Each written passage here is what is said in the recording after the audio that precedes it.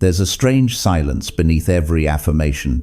You say, "I am abundant, I am loved, I am whole." But somewhere deep inside, something remains unmoved. It's not because the words are wrong. It's because the universe was never built to obey syllables.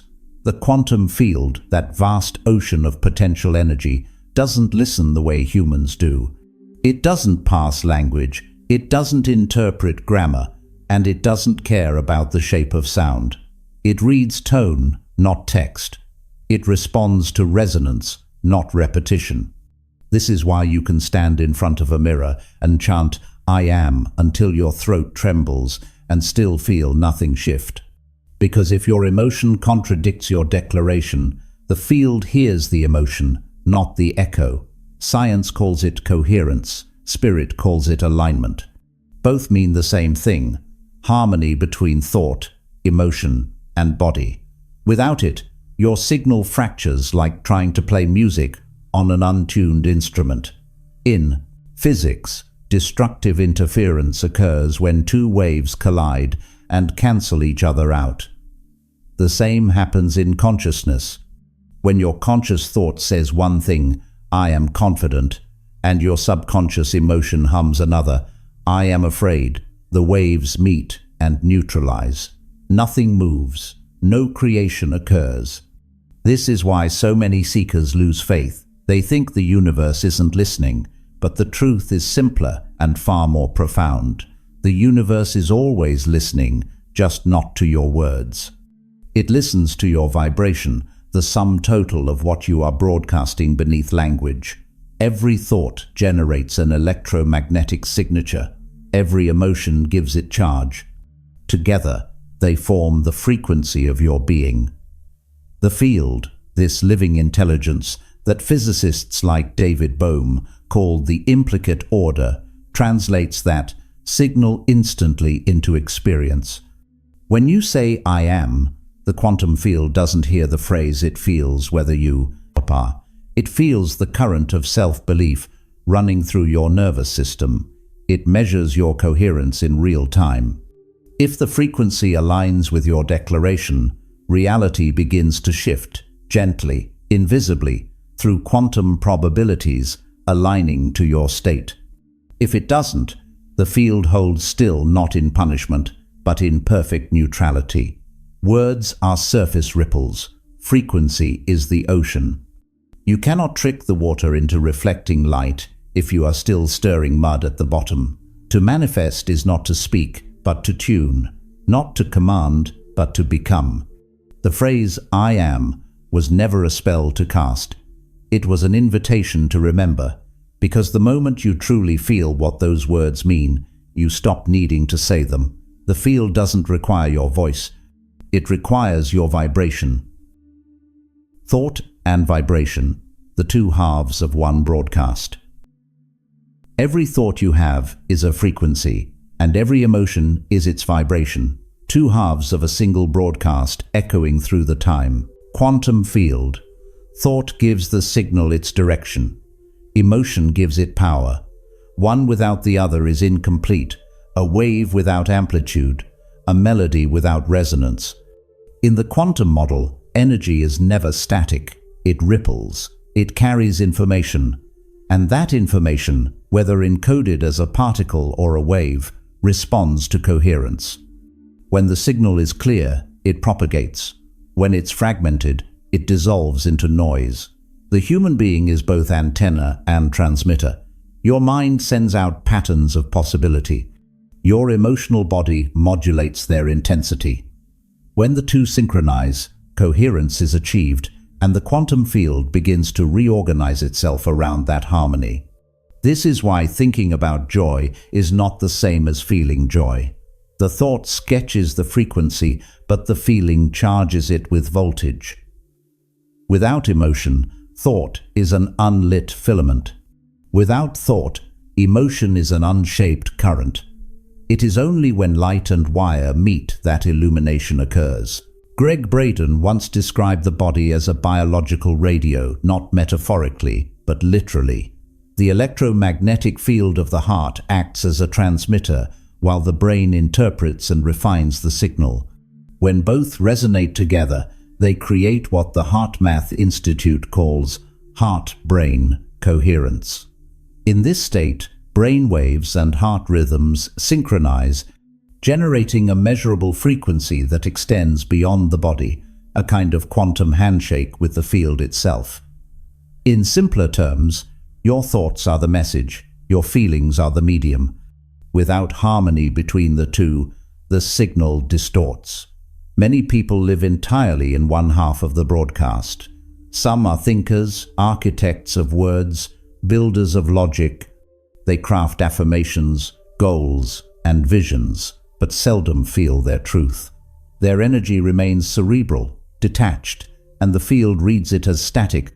Others are empaths, hearts wide open, feeling everything yet unable to focus the emotion into direction. Their signal radiates power, but without form. It dissipates into the void.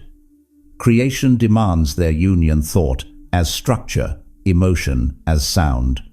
When the mind imagines clearly and the heart feels deeply, a resonance occurs between the finite self and the infinite field. Rupert Sheldrake's theory of morphic resonance echoes this principle. Similar vibrations attract and reinforce one another across space and time. What we think is a request, what we feel is permission. The quantum field listens for the moment, both are one. When you visualize abundance but still feel lack, the field perceives contradiction, an incoherent signal that cancels itself out. But when you feel the truth of your thought before it arrives, you have already matched its vibration, and the field begins to mirror you without resistance.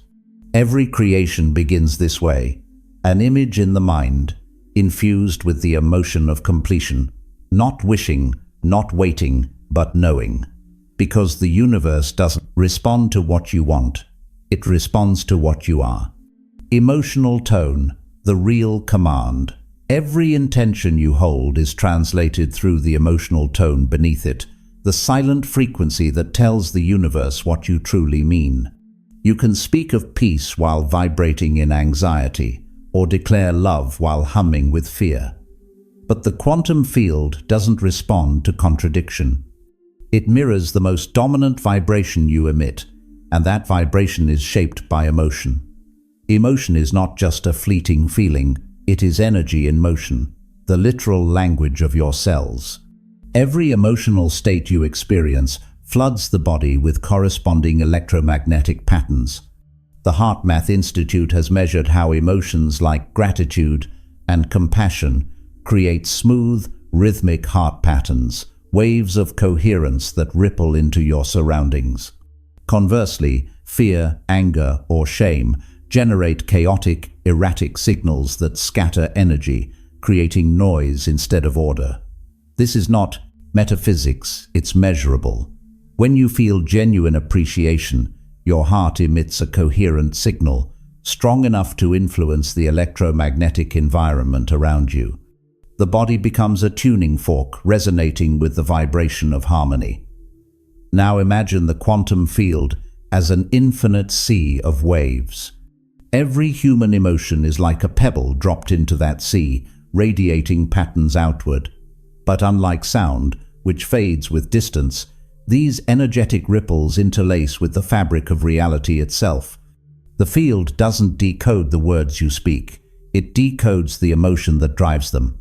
Tesla hinted at this when he said, "If you want to find the secrets of the universe, think in terms of energy, frequency, and vibration." Emotion is the key that unites all three. It defines the frequency, it charges the vibration, and it determines the density of energy you project into the field. This is why forced positivity never works. Saying, "I'm happy," while feeling despair doesn't trick the field, it confuses it. The emotional tone becomes incoherent, sending mixed frequencies into the matrix of potentiality. It's like trying to transmit a radio signal while constantly changing the dial. The universe hears static, not signal. The most powerful transmissions are not loud, they're stable. A calm joy, a quiet knowing, a heart that feels peace even before the outcome arrives. These states carry immense magnetic coherence because they are not reactive, they are generative. They don't seek confirmation from the external world, they generate confirmation within. And the field, being a mirror of consciousness, responds immediately. Not as a genie granting wishes, but as geometry rearranging itself to match your internal symmetry. Emotion, then, is the geometry of creation. It's the bridge between unseen intention and visible experience. Your emotional baseline determines what reality pattern you resonate with, not as punishment or reward, but as resonance law. You are not manifesting through thought alone. You are conducting an orchestra of feeling, shaping reality with the tones of your heart. When you feel the frequency of your desire as already real, you're no longer asking, you're remembering. And memory is the universe's most fluent language. The field doesn't hear what you want. It feels what you already are. The science of coherence, the body's cosmic language. There's a moment, deep beneath thought, when the heart and brain begin to speak the same language. It feels like silence, yet it's not empty. It's order. Science calls this coherence, the synchronization of your physiological systems into harmony, like an orchestra, finding perfect pitch. When coherence arises, your heart rhythm, breathing, and neural patterns align in a stable wave, and that wave becomes your cosmic signature in the quantum field. The HeartMath Institute's research reveals that this alignment is not symbolic, it's electromagnetic. The heart generates the largest measurable field in the human body, radiating up to several feet beyond the skin. Its rhythm changes with every emotional state, encoding feeling into electromagnetic information. The brain receives and decodes these signals, creating a feedback loop between emotion and perception. Incoherence, stress, anxiety, resentment creates chaotic signals that scramble that communication. The heart beats irregularly, the brain loses focus, the nervous system enters survival mode. Your broadcast becomes distorted, weak, unpredictable. The field can't read you clearly because you can't read yourself. But when gratitude, compassion, or love arise, the pattern changes instantly. The heart emits smooth, sine wave rhythms. The brain synchronizes with that rhythm, producing alpha and theta states associated with creativity, intuition, and flow. In that state, you feel aligned not just with yourself, but with something vast, as if the universe begins breathing with you. This is not poetry, it's physics. In quantum biology, coherence allows particles or even entire systems to behave as one unified entity. Laser light is coherent light, all its photons moving in phase. That's why a small beam can cut through steel, while incoherent light merely warms it. Coherence is power multiplied through order. Your emotions work the same way. When the heart and mind move together, your signal becomes laser-like, focused, potent, harmonic. It doesn't demand reality to change. It naturally influences it through resonance. Gregg Braden calls this the feeling prayer. It's not a petition but a broadcast of gratitude, as if what you desire has already occurred. Because gratitude is the vibrational signature of completion, it tells the field that no gap exists between desire and manifestation. In that coherence, the human body becomes a living fractal of the cosmos, the micro and macro resonating in mutual recognition. You are no longer a fragment trying to attract abundance, healing, or love. You are the coherent expression through which abundance, healing, and love recognize themselves. Coherence is not created through willpower, it's remembered through surrender. It begins when the heart slows, the breath deepens, and thought yields to rhythm. In that stillness, the brain entrains to the pulse of the heart, and the heart entrains to the pulse of the cosmos. This is the hidden symmetry of creation, not control, but coherence. Not command, but communion. And when that communion is achieved, when thought and heart sing in one tone, the universe stops needing to be convinced. It already understands. The inner contradiction.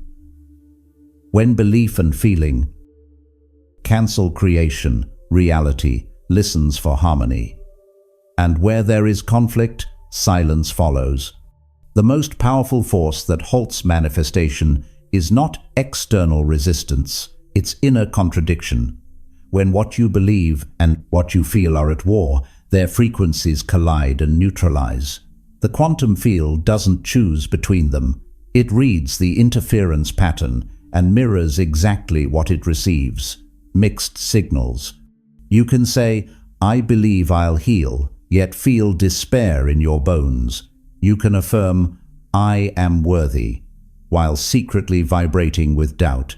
And though the mind insists one thing, the field tunes to the stronger signal, the emotional current pulsing through your nervous system. This is the law of energetic dominance. Emotion always wins. Belief lives in the mind, the architect of reason, expectation, and visualization. But emotion lives in the body, the ancient rhythm keeper, the memory of truth. When they disagree, the body's vibration overrules the mind's narrative. That's why you can think, "I'm calm," while your hands still tremble, or say, "I'm safe," while your chest tightens. The field doesn't decode the sentence, it mirrors the tremor. In physics, when two waves meet in opposite phase, they cancel each other out, a phenomenon called destructive interference. In consciousness, it's the same. One part of you sends a wave of belief, another sends its opposite. The resulting pattern: stillness. No movement in the field, no creation, just energetic static. This is why faith, in every mystical tradition, is not a thought, it's a state. Faith is coherence between conviction and emotion. It's the alignment that tells the field, this vibration is whole. Bruce Lipton's research on cellular response reveals that every cell in your body listens to your emotional environment. When you project fear, cells enter protection mode. When you project love, they open, communicate, and regenerate. Your body is not a passive machine, it's an intelligent extension of the field.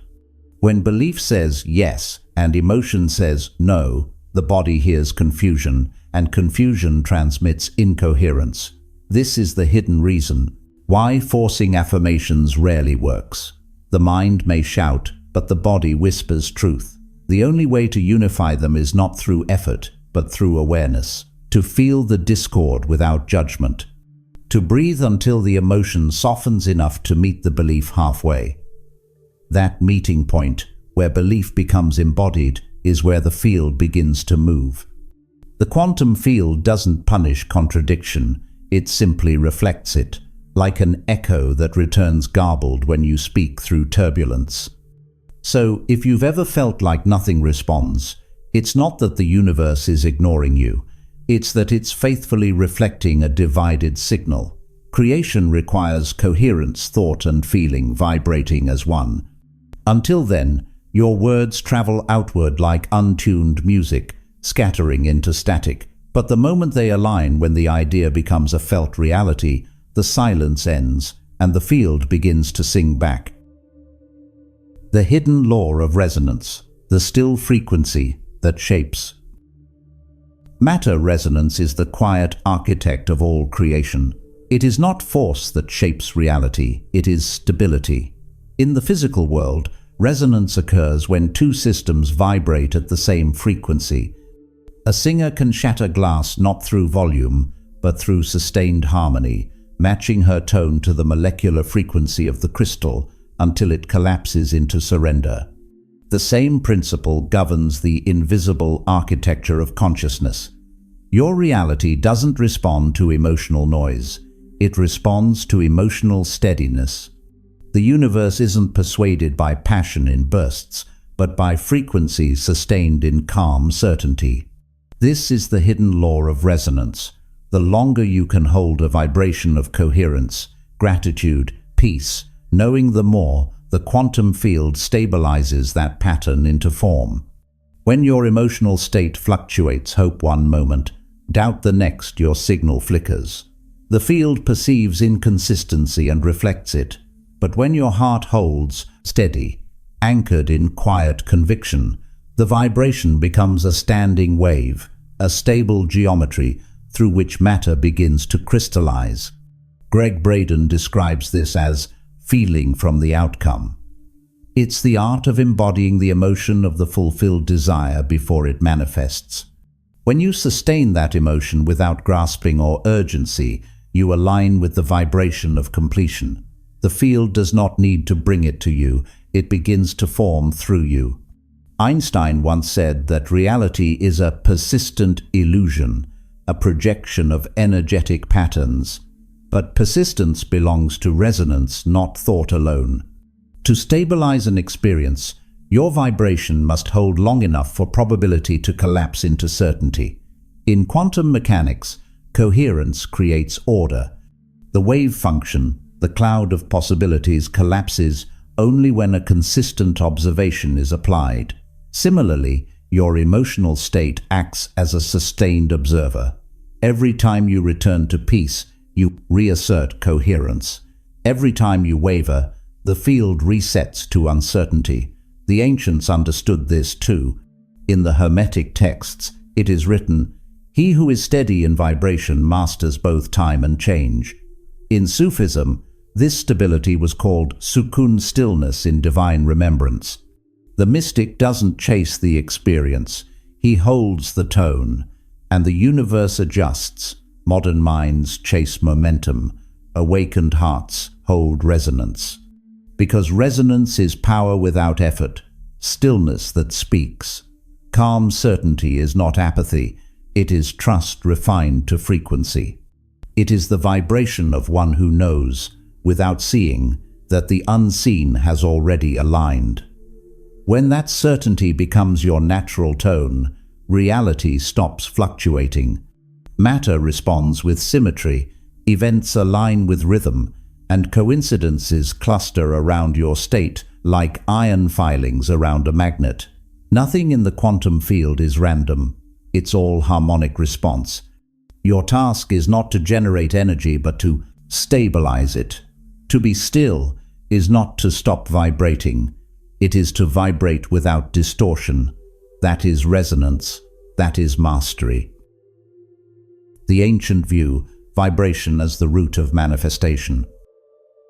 Long before quantum theory gave language to the unseen, the ancients whispered a truth we are only now beginning to rediscover. Everything that exists is vibration, a pulse of divine sound, a wave of living light.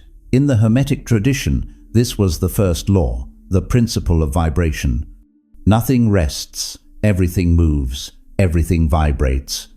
To the Hermetists, creation was not a one-time act, but an eternal oscillation, the heartbeat of the cosmos.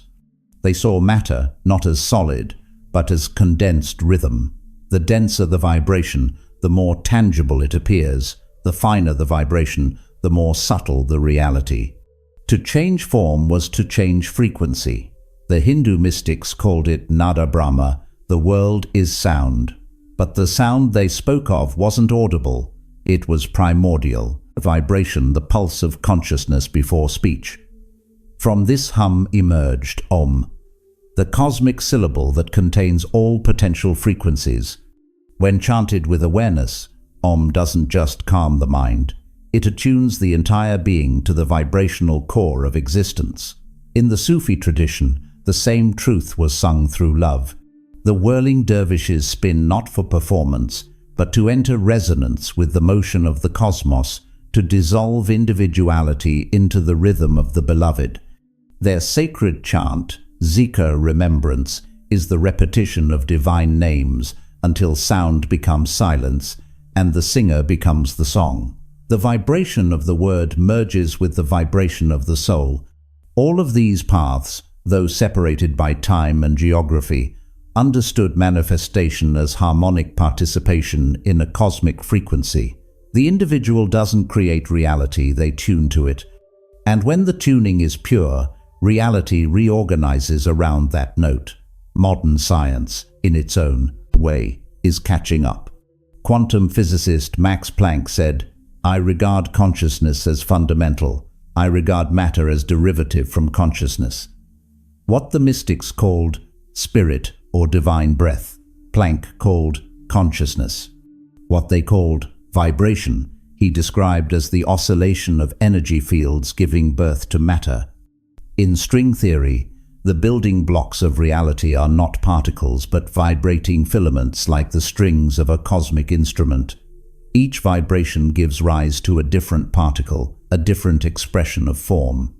The universe itself is music, a vast symphony of frequencies that your consciousness continuously interacts with. In the ancient temples of Egypt, the priests of Thoth taught that the spoken word carried vibrational codes capable of shaping matter. The Heka, the sacred utterance, worked only when the priest's inner vibration matched the words he spoke. The sound without the state was powerless. The sound with coherence could move worlds. All sacred practice, from mantra to prayer, from dance to silence, was designed for one purpose: to restore alignment with the frequency of the source. The mystics knew that the divine does not listen to noise, it recognizes harmony. When your vibration aligns with that eternal tone, you don't manifest, you remember. And the universe responds, not because you have commanded it, but because you have finally learned to sing in its key. The breath of alignment, a daily ritual of gratitude. Every morning the universe begins again through you. Before the first thought, before the rush of plans and tasks, there is a single inhaler moment when potential gathers itself into form. That breath is creation in miniature. How you shape it determines the music your day will play. The ancients knew that breath is the bridge between the seen and unseen. In Sanskrit, prana means both breath and life force. In Latin, spiritus means to breathe. To breathe consciously is to remember that every cell in your body is participating in the same cosmic rhythm that moves stars across the sky. Start here. Close your eyes. Let the mind settle into the pulse of your heartbeat. Inhale through the nose for 4 counts, not as an exercise, but as remembrance. Feel the air descend like light through the spine. Hold for a heartbeat. Exhale slowly, letting every fragment of resistance leave the body. Do it again until the breath feels less like effort and more like belonging. As you breathe, bring to mind one thing, not a possession or outcome, but a feeling of gratitude. Maybe it's a memory, a face, a simple moment of warmth. Gratitude is the quickest path to coherence because it fuses thought and emotion instantly. The mind recognizes the blessing, the heart feels the expansion. Together, they form a single tone, the frequency of sufficiency. Scientists at the HeartMath Institute found that just 60 seconds of sincere appreciation reorganizes the body's electromagnetic field. Brain waves synchronize with heart rhythms, stress hormones decline, the nervous system returns to balance. Gratitude, quite literally, retunes you to harmony. Now imagine exhaling that gratitude outward, as if your heart were breathing for the planet. Each breath carries a signal, calm, coherent, luminous. The field responds not in theory, but in geometry. Circumstances begin to curve toward the vibration you sustain. Encounters soften. Synchronicities appear. What you once chased now finds you, drawn by resonance. This simple ritual breath and gratitude is the daily calibration of consciousness. You don't need hours of meditation or elaborate mantras. You need presence long enough for your frequency to remember its original pitch. The breath is the tuning fork. Gratitude is the note. Do it at dawn, before the world defines you. Do it at night, before dreams carry your signal into the deeper field. Let your final exhale say, "Thank you," not as courtesy, but as command. Because gratitude is the language the universe never stops hearing, and the breath is the instrument through which it sings back. The still transmission, when silence becomes instruction. There comes a point in your practice when words no longer reach the field. You have breathed, aligned, affirmed, and felt. And then you stop. In that stopping, a strange quiet unfolds. It is not absence. It is intelligence, waiting to speak through stillness. Every mystic, scientist, and seeker eventually arrives here, the threshold where doing dissolves into being. It is the same silence from which the universe first emerged, the void before vibration. In this space, manifestation is no longer an act of creation, but of listening. The quantum field is not persuaded by motion, it responds to equilibrium. When the observer becomes completely still, emotionally, mentally, energetically, the wave collapses into form effortlessly. The field no longer perceives separation between subject and object, desire and fulfillment. Silence becomes the tuning fork of reality. Modern neuroscience observes something remarkable here. During deep meditation, the brain's default mode network responsible for self-referential thought quiets. Activity shifts from the frontal cortex to deeper, slower wave patterns. The sense of I begins to dissolve, and in its place emerges an expansive awareness, a consciousness that perceives not through effort but through presence. That is the moment of still transmission. It's when the current of your being becomes so calm, so undistorted, that the quantum field receives a pure signal, one unbroken frequency of clarity. There is no longer I want, there is only I am. And in that state, creation occurs instantly, not as a reaction, but as recognition. Ancient masters describe this as wu-wei, effortless action. The Tao does not struggle to flow, the river does not debate its direction. It simply moves because it is the expression of gravity and grace in unity. When you rest in that same alignment, manifestation ceases to feel like work. It feels like inevitability. Even in sound, silence is the foundation that allows resonance to exist. Without pause, there is no music, only noise. Likewise, without stillness, your energy cannot shape form. It simply scatters. So when the mind demands progress, return to the breath. When emotion seeks proof, return to the heartbeat. And when both grow quiet, listen not for answers, but for the frequency beneath existence. Because silence is not the absence of communication, it is the purest conversation you can have with the universe.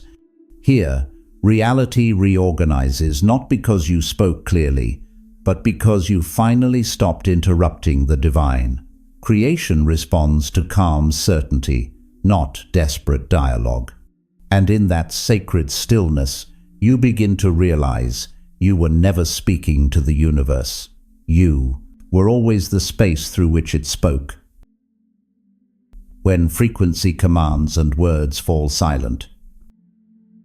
At the end of every spiritual experiment, there comes a moment when the seeker stops seeking. When all the affirmations, visualizations, and teachings dissolve into one truth so simple, it feels like eternity whispering. You were never trying to create reality. You were remembering how to resonate with it. Words echo through time, fragile, beautiful, but limited. They carry ideas across the air, but they cannot cross the boundary of the quantum field.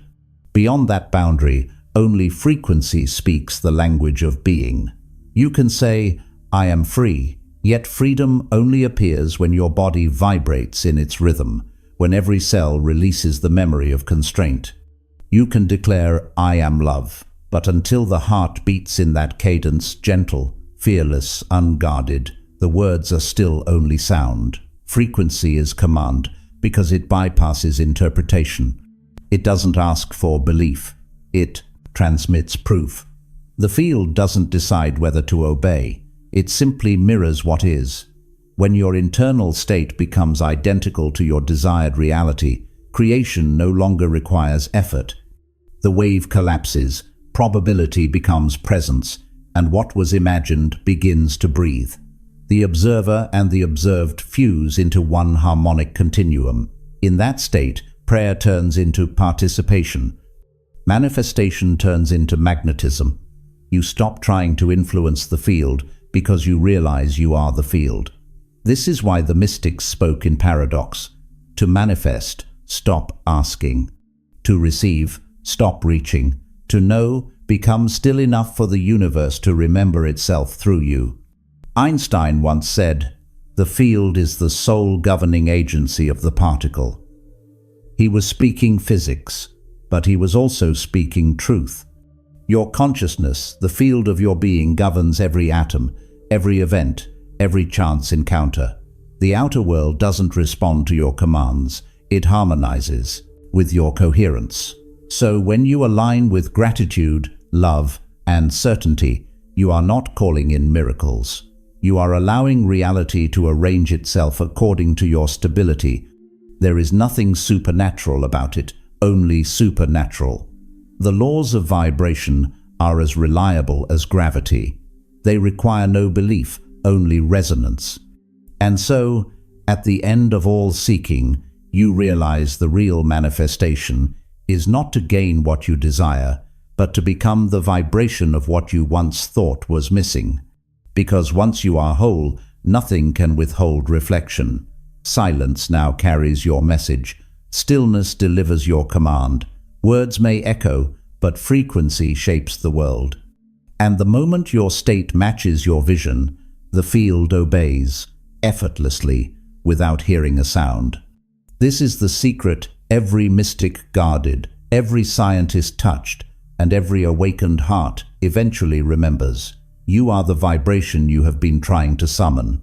And as you finally breathe that truth into being, the universe exhales in harmony. This is Quantum Quest, where consciousness becomes the experiment.